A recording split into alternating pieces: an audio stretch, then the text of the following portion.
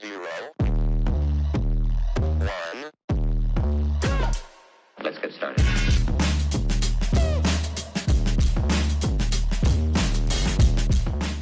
Welcome back to the Reinvention Room. Today's episode is one I honestly didn't plan. It came from something that happened to me yesterday. One of those moments where life just taps you on the shoulder and says, hey, pay attention. This one's a lesson. And whenever that happens to me, I always think the same thing. If I needed to hear this, you know, somebody listening right now probably needs to hear it too. So, today we're talking about something that sounds so simple, but for a lot of us, it's incredibly difficult. It's okay to say no. Not maybe, not sometimes, not it's okay, but only if you have a really good reason and you explain yourself for 10 minutes and you apologize 3 times first. It's okay. Full stop. Let's just sit with that for a second because I don't think we actually believe it. Not really. Not deep down. We all nod along like, yeah, of course, boundaries, right? Self-care. I know. But the moment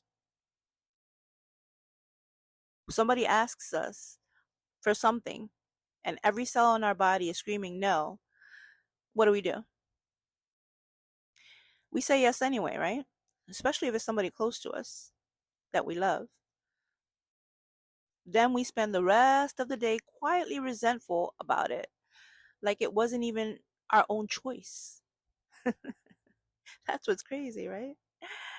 So let's talk about it, why this happens, and more importantly, let's talk about how to stop it.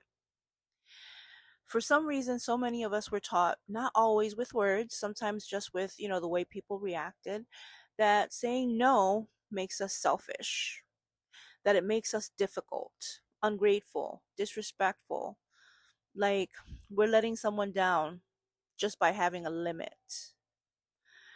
Think about where that even comes from. Somewhere along the way, a lot of us learned. I don't know how we learned it, but because I don't remember nobody sitting us down or sitting me down and saying your worth depends on never inconveniencing anyone.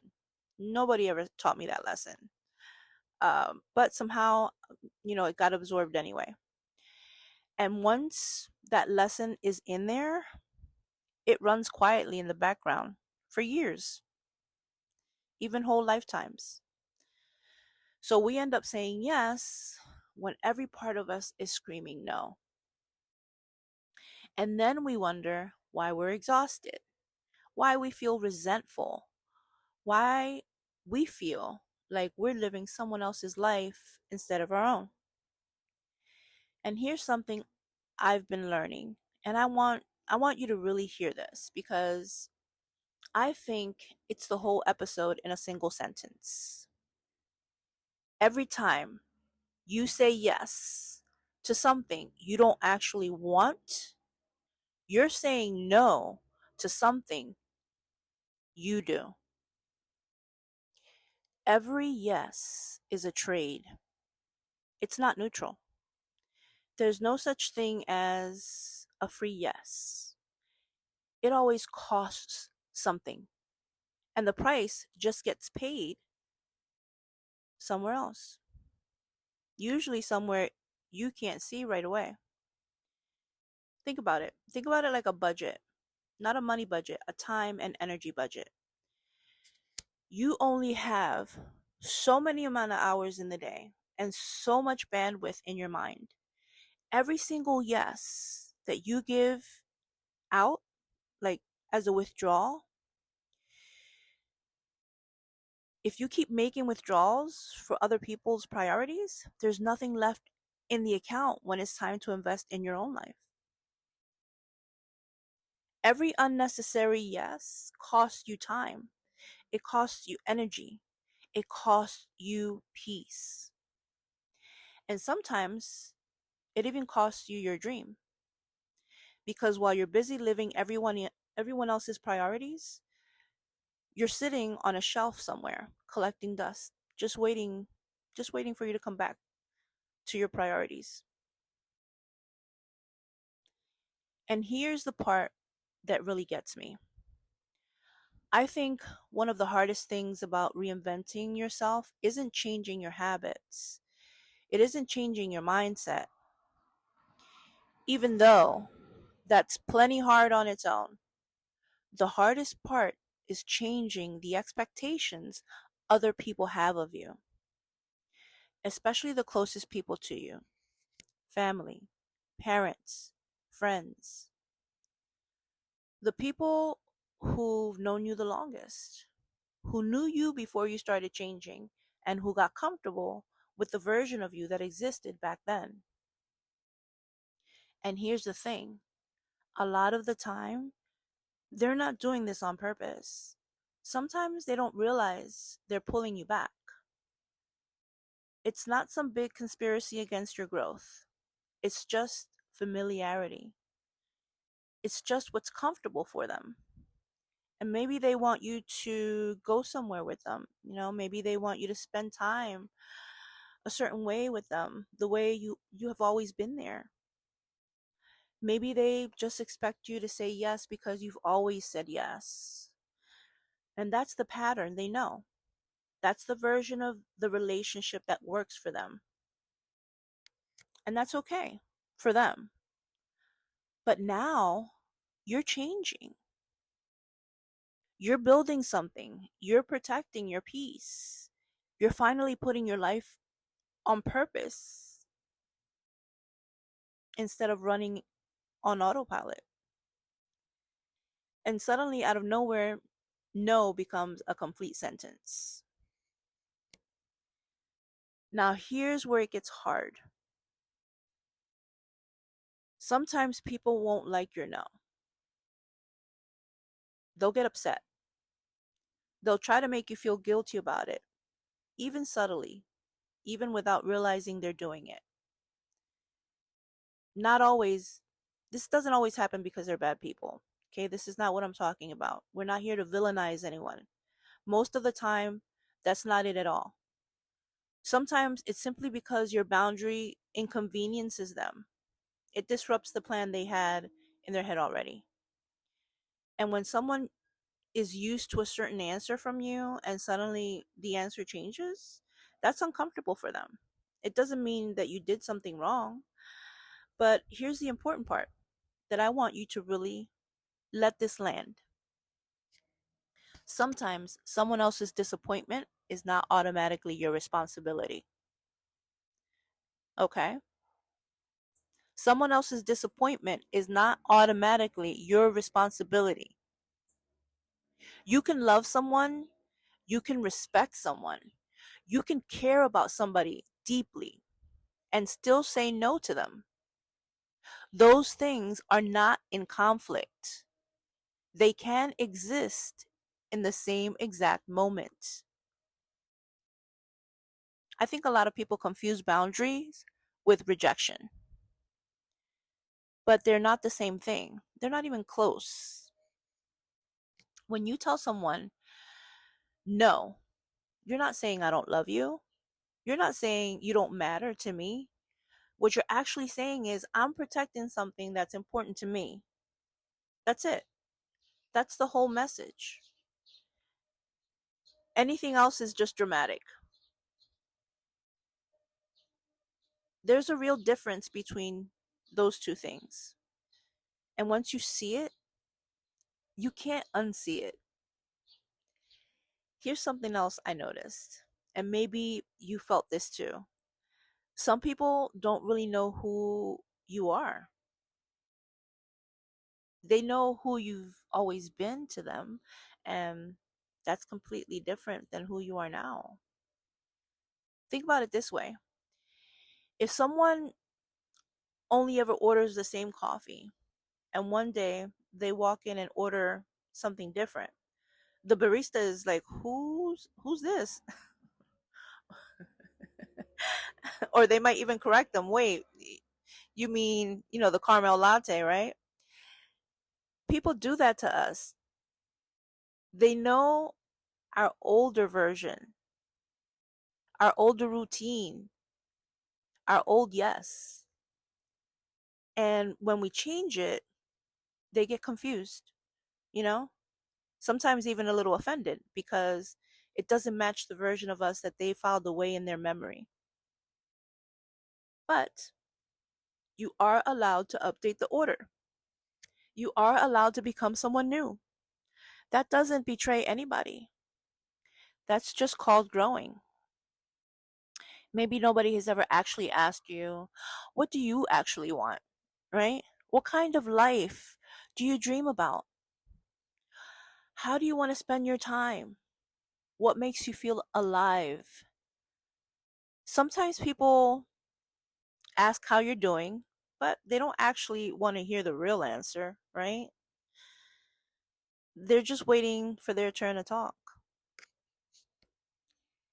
You know that feeling. We all do. You start to open up, right? And you can tell the other person is just waiting for a pause so they can jump back in, or most of the time just cut you off. It happens so often that, we start expecting just we just say, hey, how was your day? And we don't even answer back anymore. It's just a formality. And if you spent years living for everyone else's expectations, then you can genuinely lose sight of your own. Not because you're weak, not because you don't know yourself, but because nobody was ever holding up the mirror and asking, you want to check in with you and see what you actually want? So you stop checking it too. That's why protecting your individuality matters so much, especially if you live around people who constantly create friction. And listen, some people just live that way. That's who they are. Everything is an argument, everything becomes stressful, everything gets heavier than it ever needed to be. That's simply their operating system. And here's the truth, as plain as I can say it: you can't always change that. You can't force someone else to become peaceful. You can't force someone else to understand your vision. And you certainly cannot force someone else to celebrate your growth. I know that's not the answer we want.